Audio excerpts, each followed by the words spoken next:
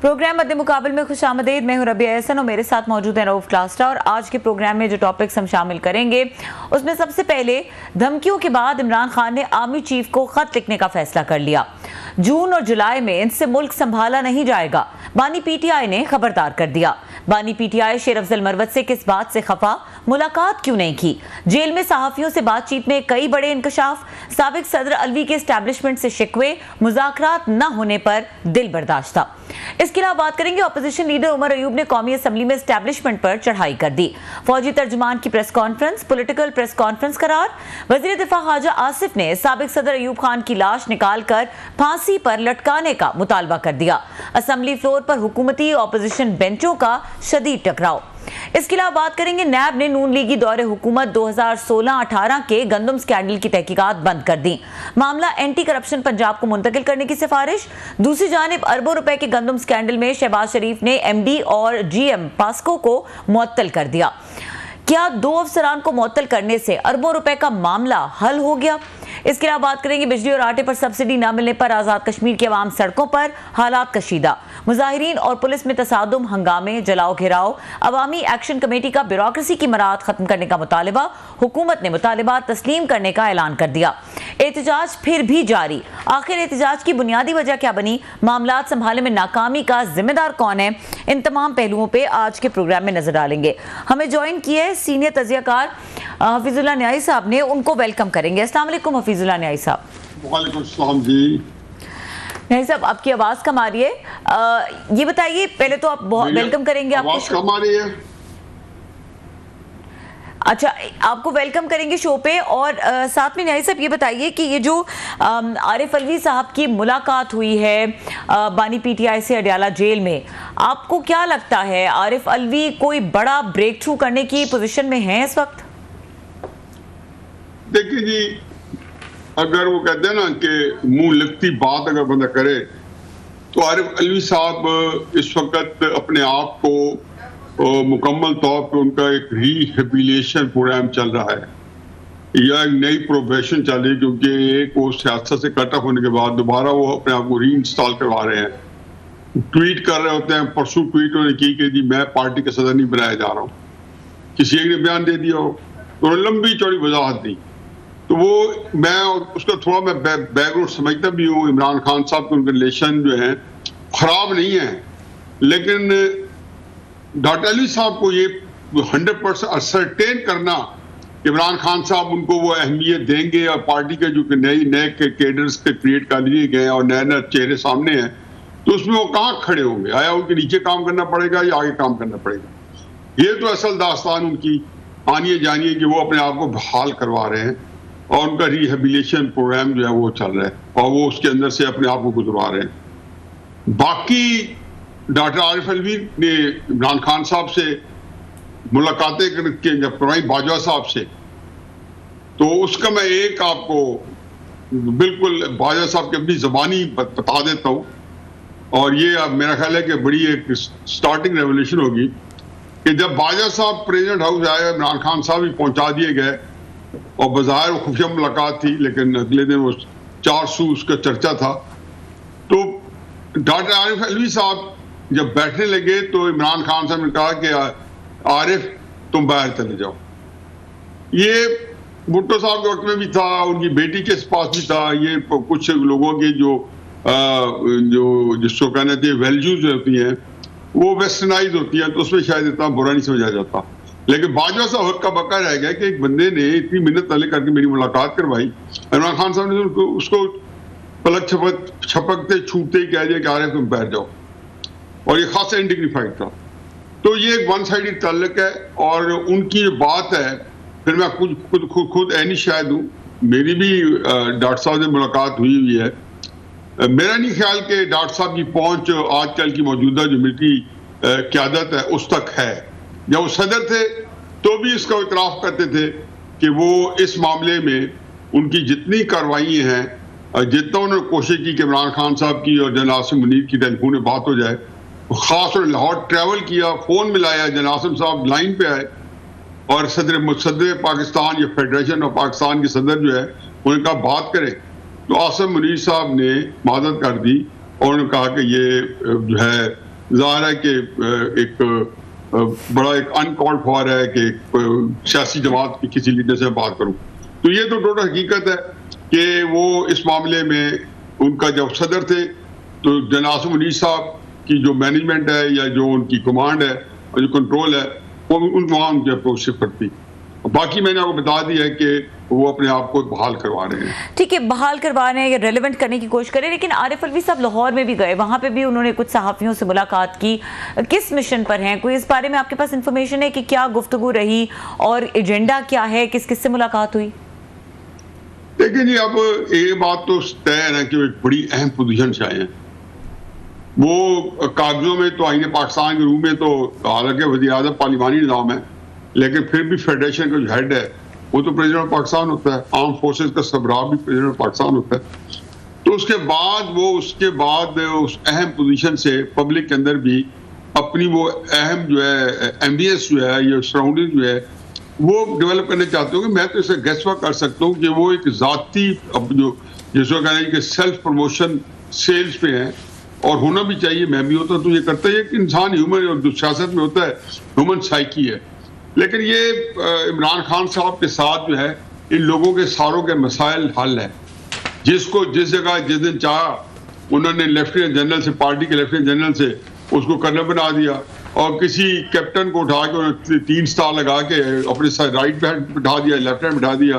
तो उनके लिए ये जो है कि किसी की डिमोशन या प्रमोशन पार्टी के अंदर कोई बाएं हाथ का काम है और ये अक्सर होता रहता है। और उस तक तो मैं तो समझता हूँ कि इसमें हमें कोई ज्यादा जो है संजीदा बात नहीं है कि डॉक्टर अली साहब जो कर रहे हैं वो अपनी एक सियासी जो अब उनको कॉन्स्टिट्यूंसी पॉलिटिक्स करनी है उसके बाद तो उसको वो बहाल कर रहे हैं या उसके मुताबिक अपने आप को डेवलप कर रहे हैं।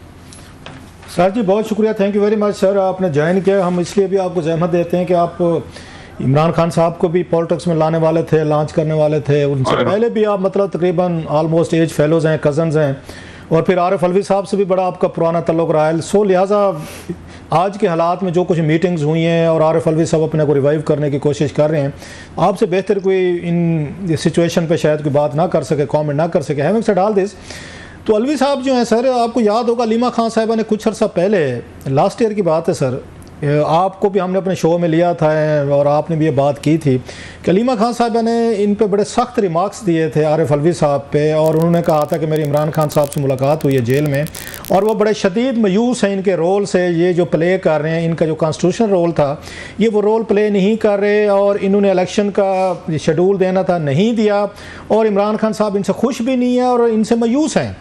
उस पर बहुत सारी वो भी आई थी कि खान साहब ने अलीमा खान साहबा के ज़रिए आरिफ अलवी साहब की ज़रा थोड़ी सी वर्बल मतलब उनको बातें भेजी हैं। तो खान साहब तो बड़े नाराज़ थे और आरिफ अलवी साहब ने भी कहा था अपने 1-2 इंटरव्यूज़ में। तो आप समझते हैं कि खान साहब इस तरह के बंदे हैं कि अब उनको ज़रूरत पड़ गई अलवी साहब की, तो चलो ठीक है जी कि अलवी साहब ने रोल प्ले नहीं किया। बहुत सारे पीटीआई के लोग ट्रोलिंग हुई थी, आपको याद होगा, बड़ा कुछ वो ट्विटर सोशल मीडिया पे अगर अलवी साहब के खिलाफ बड़ी कैंपेन चली थी, तो फिर ऑल ऑफ सडन वो फॉरगॉटन हो गया कि खैर अलवी साहब ने रोल प्ले नहीं किया, उन्होंने इलेक्शन नहीं कराया, एस्टेब्लिशमेंट के साथ मिल गए, नौकरी की, अपनी पेंशन, अपनी मरात, वो सारी चीज़ें उन्होंने सिक्योर करके आज वो खान साहब से मिलने पहुँच गए और खान साहब ने भी गले लगा लिया। सर ये क्या हुआ सर जी? साहब एक बात तो है कि इमरान खान साहब के अंदर एक आदत ये भी है और ये मेरे ख्याल भुट्टो साहब के अंदर भी बहुत ही बड़ी अजीब गरीब चीज़ है कि बंदे जो है ना हमारे लीडरों की बुरी आदतें अगर आपस में मिले, काश अच्छी आदतें भी कॉमन हो सारों में। तो भुट्टो साहब में ये थी कि इमरान खान साहब अपनी ही पार्टी के किसी बंदे से किसी दूसरे साहब हैसियत बंदे की बेइज्जती करवा के या उसके साथ जो उसको अंडरमाइन करवा के, तो एक बड़ी ही सेटिस्फेक्शन होती है। और उनके 2-3 बंदे होते थे जो उनकी बाकी पार्टी के लोगों की जो है खींचातानी किए रखते थे, लेकिन उसका मतलब ये नहीं होता था कि वो बंदा जो है उसकी आंखों से बिल्कुल उतरा हुआ है। मतलब शामिल कुरैशी की वो कभी भी उसको एज ए नंबर 2 रिस्पेक्ट नहीं मिली और वो हमेशा स्ट्रगल करते रहे कि उनको नंबर 2 जो है कम से कम पार्टी की नजर में समझा जाए कि उनको कोई खाता में नहीं लाता था। हत्ता कि आपने देखा कि शामिल कुरैशी जो थे 2018 के इलेक्शन से पहले जो है लंबी चौड़ी तकरीरें करते रहे कि अच्छा मुझे अपने टिकट के लिए ढांगी 3 खान की मेहनत करनी पड़ेगी। ये सारी बातें हमारे सामने और मीडिया के सामने प्रेस कॉन्फ्रेंस में उन्होंने की। इससे अंदाजा लगाएं कि किस कसम पुर्सी का आलम था पार्टी के नंबर 2 या सीनियर वाइस चेयरमैन का। अब इमरान खान साहब जो है इस कैफियत को अगर आप जो है जनरलाइज करें तो अलवी साहब के बारे में भी इमरान खान साहब का कभी भी अच्छा ओपिनियन, ये एक बार ठीक है, बुरा भी नहीं अच्छा भी नहीं, या जो कुछ है कभी नरम कभी सरद कभी गर्म, इस तरह के वाकयात होते रहे। अब ये जो है ना अलीमा खान साहबा ने कोई बयान दिया था, वो भी मेरा नहीं ख्याल इमरान खान साहब ने इस तरह कहा होगा, किसी पैराए में हो सकता है कह दियो, क्योंकि वो अलीमा खान साहबा ने खुद अपना भी अस्यूम किया होगा, क्योंकि कई दफ़ा वो सियासत की शायद समझ ना हो, मेरा मतलब अपना ख्याल मैं अंदाज़ा कर सकता हूँ ना, और वो बंदा ये समझे कि नहीं अलवी साहब को यूं करना चाहिए। मेरे ख्याल इमरान खान साहब को अलवी साहब की लिमिटेशंस का पता था और वो ये समझते थे कि जो कुछ कर रहे हैं और ये इसी तरह ही करते हैं। या रफीक तारड़ साहब, नवाज शरीफ साहब एग्जाइल जा रहे थे या जेल में थे, तो रफीक तारड़ साहब नवाज शरीफ साहब के इलेक्टेड प्रेसिडेंट थे जो मुशर्रफ साहब के साथ जो है काम कर रहे थे, और मुशर्रफ साहब भी चाहते थे कि थोड़ी सी लेजिटिमेसी रहे, उनको उन्होंने कंटिन्यू कराया।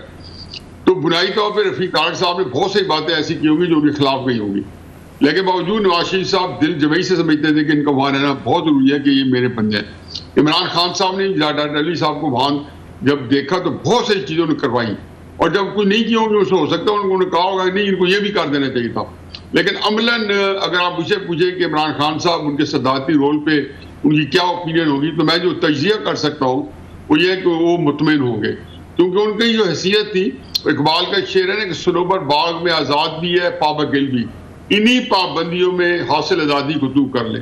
तो ये होता है ऐसे कि आपके पास वो नहीं होती आज़ादी, और बहुत सारी चीज़ों में आपको आपने बड़ा खूबसूरत तरीके से, इतने खूबसूरत तरीके से तो मेरा ख्याल है आरिफ अलवी साहब भी अपना केस नहीं पेश कर सकते होंगे जितने खूबसूरती से आपने ये पेश किया। आई मस्ट अप्रिशिएट यू कि आपने कितनी खूबसूरती से ये सारे एक इशू को वो किया है सर, एक्सप्लेन किया है। सेड ऑल दिस, आपको लगता नहीं है कि इमरान खान साहब ने कभी आरिफ अलवी साहब की वो रिस्पेक्ट नहीं की जो as a president of Pakistan he deserved, और उनको उन्होंने अपना पार्टी वर्कर ही समझा, अपना एमए नहीं समझा। मतलब 2-4 मैं आपको मिसालें दे देता हूँ जिसकी। एक आपको याद है यहाँ पे ये आए थे ये आए थे सऊदी या प्रिंस आए थे मोहम्मद बिन सलमान, और वहाँ पे एक ज़ियाफ़त थी तो जिसमें इमरान खान साहब भी खाना खा रहे थे, तो अलवी साहब भी बैठ के कोई 2-4 अल्फाज फरमा रहे, तकरीर कर रहे थे। तो उन्होंने वहीं पे कहा, जो माइक पे वो आई थी गुफ्तगू, उन्होंने कहा अलवी खड़े हो जाओ, no he is the president of Pakistan. चलो बंदा चिट भेज देता है किसी अपने मिलिट्री सेक्रेटरी के जरिए, दिस इज़ अ प्रोटोकॉल के आप करते होते हैं कि चिट पे लिख के देते हो मिलिट्री सेक्रेटरी। उन्होंने वहीं पे कहा, उन्होंने अलवी खड़े हो जाओ, और अलवी साहब ने इतना बड़ा झटका खाया और वो खड़े हो गए। एक वाक़या भी आपने खुद सुनाया है कि जनाब के वहाँ पे उन्होंने बुलाया, बड़ी मिन्नतें तरलें की जनरल बाजवा साहब की, और वो उनके कहने पे आ गए कि सदर पाकिस्तान खुफिया मुलाकातें करवा रहे हैं, तो जो ही बैठे होंगे अलवी आप ज़रा बाहर जाएँ। ये मतलब और भी मैं बहुत सारी आपको मिसालें दे सकता हूँ। सो डू यू थिंक कि खान साहब जब उनकी खुद इज़्ज़त नहीं करते थे तो व्हाट डू यू एक्सपेक्ट कि जनाब बाजवा करेंगे, जनाब से मुनीर करेंगे, दीगर लोग करेंगे? इज़्ज़त तो आप करवाते हैं। वो कहते हैं जो घर से इज़्ज़त जो आपको मिलती है बाहर भी वही मिलती है। जब घर में अलवी साहब की इज़्ज़त नहीं थी, उनकी पार्टी के उनके लोग या उनका ये प्राइम मिनिस्टर दीगर लोग सरेआम या किसी अथॉरिटी के सामने बातें करते थे, तो आज वो कैसे एक्सपेक्ट करते हैं वो जनाब से मुनीर से, वो DGI से, दीगर पोलिटिकल पार्टी से वो बात करा सके हैं? क्योंकि उन्हें तो पता है कि खान साहब तो इनको समझते कुछ नहीं है सर। और फिर अलीमा खान साहब वाला वाक़या भी मैं आपको सुना रहा हूँ। मैं sorry for long question sir, I am sorry, मेरी बात लंबी हो गई। नहीं, नॉट एट ऑल। मेरा ख्याल है अलीमा खान के तो मैंने पहले बताया, मुझे ऑलमोस्ट 99% श्योर हूँ कि वो अलीमा खान के अपने ज़हन की इख्तरा होगा, और अपने तौर पे भी वो ज़ाहिर है कि चूंकि कंसर्न थे तो किसी न किसी तरीके से अपने तौर पे उसकी तरदीद आ सकती थी। न्याय साहब उसकी तरदीद आ सकती है। टॉकिंग अबाउट सदर पाकिस्तान, तो खान साहब अभी शेर अफजल मरवत की क्लास ले लिया ना, खान साहब ने प्रेस रिलीज जारी करवा दिया ना सर। वही मैं आपको बता दूं, ऐसे जाहिरी एक्शन में ना जाए। शेर अफजल मरवत जो है, आप देखेंगे कि चंद महीने बाद अगर वो पार्टी का नंबर 2 होगा और अगर गौर की जगह पार्टी वो चला होगा तो आप हैरान ना हो। ये बहुत बड़ी गेम हो रही है। आप अभी डिस्कस इसमें भी बात क्योंकि आपने करनी है, वो भी आ जाएगा। तो मैं यहाँ पे सिर्फ इतना अर्ज करूँ कि इमरान खान साहब जो है, ये कोई मेरा ख्याल में फरवरी मार्च की बात है कि ड्रोन के खिलाफ 2012 ड्रोन के खिलाफ ये जो साउथ वजीरिस्तान लॉन्ग मार्च लेके गए थे, जो टांग तक गया था, आगे नहीं जा सका था। तो मैं भी उस लॉन्ग मार्च में साथ था। तो वो टांग में जाके उन्होंने कहा जी यहाँ पे तकरीर करके तो उसको डिस्पर्स करें, क्योंकि आप आगे खतरा है, और ये नो जो कोई एक्टिविटी हो जाए, वो अटैक हो जाए और कोई मसला हो जाए। तो इमरान खान साहब तकरीर करने लगे तो फ्रॉम नोवेयर उन्होंने कहा जी ये बिल्कुल भुट्टो साहब का भी स्टाइल था, वो भी ऐसे अपने साथियों को जरूरी कर देते थे। तो स्टेज से माइक पे जलसे से एड्रेस करते कहा कि कहते हो शाह महमूद कुरैशी के तरह उसकी कहीं न कहीं टांगे कांप रही होंगी। अच्छा। तो आपके साथ एक बंदा लाहौर से चला है और पूरा वहां तक पहुंचा है, और अब पब्लिक के अंदर जलसे में हो सकता है लाइव टेलीकास्ट हो रहा हो जलसा, क्योंकि ज़ाहिर प्रेस भी साथ थी। तो वो आप फरमा रहे हैं। तो ये जो है ना, इज्जत आपके पास दो चीजें हैं, या इमरान खान साहब की पार्टी के अंदर रह जाएं और इज्जत को भूल जाएं, और इज्जत करवा के अलग रास्ता इख्तियार कर लें। तो मेरे ख्याल शामिल कुरैशी हो या आरिफ अलवी हो, ये बड़ा सख्त कमेंट नहीं है सर आपके पार्टी के जो कलीग हैं farmer, again isn't it A bit harsh comment के आप कह रहे हैं या पार्टी में रहना है तो आप इज्जत और इन चीजों को भूल जाएं? मुझे इनको पता है, ये पता है, मेरा ख्याल है कि ये तो बड़ी बेतकल्लफी है। दूसरी पार्टीज में भी ऐसे ही है, दूसरी पार्टीज में भी ऑलमोस्ट 19-20 यही सिस्टम है सर। मेरा ख्याल नहीं, मेरा नहीं ख्याल कि कभी चौधरी शुजात साहब या नवाज शरीफ साहब की पार्टी में होगा। मैं तो हकीकत है कि आपका भी उनसे वास्ता पड़ा होगा, वो एक बड़े उनके अंदर बड़ी सारी हम्बलनेस है, उनकी अपनी खराबी होगी। ये उन्होंने खुर्शीद कसूरी साहब को कहा था सर, मैं एक रेफरेंस ढूंढ देता हूँ आपको। खुर्शीद कसूरी साहब ने जब ये अमीर उल मोमिनीन बन रहे थे नवाज शरीफ साहब, आपको याद होगा 1999 में एक मीटिंग के अंदर बहस होती है या आपको अंडरमाइन करते हैं लीडर, वो तो आप ये कहेंगे चौधरी निसार के साथ क्या किया, वो बेइज्जती इज्जत नहीं हुई। ये नहीं कि उन्होंने चौधरी निसार को या खुर्शीद कसूरी को नवाज शरीफ साहब शहजादी साहब कहे, उस साहब कह के कहा होगा कि खुर्शीद कसूरी साहब आप जो है अपनी औकात में रहे या फलां रहे, वट एवर, मुझे नहीं पता क्या कहा होगा। लेकिन मैं सिर्फ ये कह रहा हूँ कि ये भुट्टो साहब के यहाँ था, बाकी मैंने नहीं देखा किसी जगह पे मुमताज दौलताना थे या कोई और थे कि वो इस तरीके से लोगों को। आपका पार्टी से जाने का जो आप फाउंडर मेंबर थे, that was one of the reasons के बोथ आप न्याजी हैं माशाल्लाह, पठान है, कजन है, डीएनए जीन्स एक ही हैं, so you stood against him, और आपने उनको ये अलाउ नहीं किया कि वो आपको इस तरीके से हैंडल करें, डील करें जैसे पार्टी के दूसरे लोगों को कर रहे थे। That was one of the reasons कि you quit and you left. मेरे ख्याल में मैं पहली बार प्रोग्राम में बता चुका हूं कि मैं कभी उसका मेंबर नहीं रहा, कभी किसी उसकी कमेटी का नहीं रहा, मतलब ऑफिशियल नहीं रहा। ये जरूर है कि इमरान खान साहब कई क्रूशियल मौके में मुझे कहते थे यार फलान टॉपिक डिस्कस करना है तो तुम जरूर आकर। ये भी ठीक है कि इमरान खान साहब की पार्टी मीटिंग में जहाँ मैं नहीं बैठा हूँ और उनके कोई फैसला हो रहा है, कोई क्रिटिकल फैसला हो रहा है, कोई जिसके अंदर उनका समझता है कि मेरी इनपुट होनी चाहिए, तो अपनी पार्टी के बंदों को कहेंगे कि आप हुजूर न्याजी को फोन करके और कर ले। तो वो ये नाहक मजबूरों पर तोहमत मुख्तारी की जो चाहे स्वाब करे। ना सर जी, ना लाला जी, ना, ये मुजीबुर रहमान शामी साहब मेरे सामने कई दफ़ा आपको कह चुके हैं कि इमरान खान साहब को सेल करने वाले, बेचने, मतलब लोगों तक लाने में, मीडिया को कन्विंस करने में, एक एक कालम निगार, एक एक लिखारी, सबको कैल करने वाले जी खान साहब से बड़ा बेहतरीन बंदा ही कोई नहीं है और ये पाकिस्तान बदल जाएंगे। वो तो आपको कहते हैं, शामी साहब आपके मुंह पे मैं मौजूद था, उन्होंने कहा कि हफीजुल्लाह खान उस वक्त आपने उनको सेल किया, बेचा, मतलब बेचने से मुराद कैल किया हमें, हम कैल हो गए तो आप खान से लड़ भिड़ के आप उनके खिलाफ हो गए। ये तो आपको मुंह पे कह चुके, मैं बैठा हुआ था सर। देखिए ना, मैं ये तस्वीर तो अभी आपको बता रहा हूँ, ये नशर हो रहा है। शामिल कुरैशी साहब को कई घंटे की मैराथन मीटिंग के बाद मैंने बड़ी मुश्किल से कन्विंस करके तहरीक इंसाफ के अंदर शामिल किया। भाई इमरान खान साहब की क्या एक्शन था नहीं था, और फिर उसके बाद जावेद हाशमी साहब को सारी जिंदगी रिलेशन जो है उनके सामने रखा और उनको वास्ता दे के और तरीके साहब में लाया। और बेशुमार लोग हैं मेरे कई हाथ अपने हाथ। थोड़ा सा आगे चलते हैं सर, अब थोड़ा सा, I am sorry to cut you, क्योंकि मैं चाहता हूँ कोई दो चार और भी बड़ी इंपॉर्टेंट बात। आज यहाँ पे उमर अयूब साहब जो हैं, आप समझते हैं कि ये उनका वाइज फैसला है इमरान खान साहब का, उमर अयूब साहब को अपोजिशन लीडर बनाना? अच्छे बंदे होंगे, डिसेंट आदमी होंगे, मेरा ज़ाती तौर पर बड़ा उनसे अच्छा ताल्लुक है, आज के नहीं बड़ा पुराना है, लेकिन having said all this, don't you think it was a bad choice कि जब, मतलब उनका इसमें कसूर तो नहीं है कि उनके दादा जो हैं वो इस मुल्क के वो रहे हैं, आर्मी जनरल रहे हैं, सदर पाकिस्तान रहे हैं, मतलब सबोटेज हुआ, वट एवर जो हुआ, जब वो खड़े होते हैं तकरीर करने के लिए तो हुकूमत को तो वो मिल जाती है कि वो हिट करें और उन पर अटैक करें। सो आपको लगता है कि उनका चॉइस ठीक है उमर अयूब को पोजीशन लीडर बनाने वाला, और लिहाजा हम देख रहे हैं कि वहाँ पर रोज़ाना जी हंगामा होता है? एक ही मेरा अपना ख्याल है जी कि ये जो उमर अयूब साहब हैं या गौहर साहब हैं या शेर अब्दुल मरवत साहब हैं या अली जफर साहब हैं या जितने बंदे हैं, अच्छे हैं बुरे हैं, सारा कुछ दरमियाने हैं, इससे कतई नजर उनके मेरिट में बात नहीं कर रहा हूँ। ये मेरा ख्याल है कि पार्टी इमरान खान साहब से हाईजैक कर दी गई है। अच्छा। और ये उनकी मर्जी से की गई है। अच्छा। अब इमरान खान साहब के सामने जो प्लान होगा, हो सकता है उनके पास भी कुछ स्ट्रेटेजी हो, उनको पता हो कि एक दफा ये पार्टी देखा। अब ये तो देख लिया ना कि पार्टी हाईजैक भी की है, टिकट्स भी अपनी मर्जी के दिए हैं, लेकिन जो इमरान खान साहब का जो पॉलिटिकल इम्पैक्ट है वो अंडरमाइन नहीं हुआ, क्योंकि आम वोटर ने जब इमरान खान को निकल के वोट दिया है तो वो जो बंदे इमरान खान साहब के प्रिटेंड करके गए थे, जो सॉल्यूशन ने फर्ज किया, मिसाल दे लेट्स अस्यूम और एक मफरूजा लेते हैं कि जी जो 80-85 बंदे इलेक्ट हुए हैं, 90 बंदे इलेक्ट हुए हैं, इसमें 30-35-40 एस्टैब्लिशमेंट ने खुद प्लांट किए होंगे। ये मैंने मीडिया में देखा है।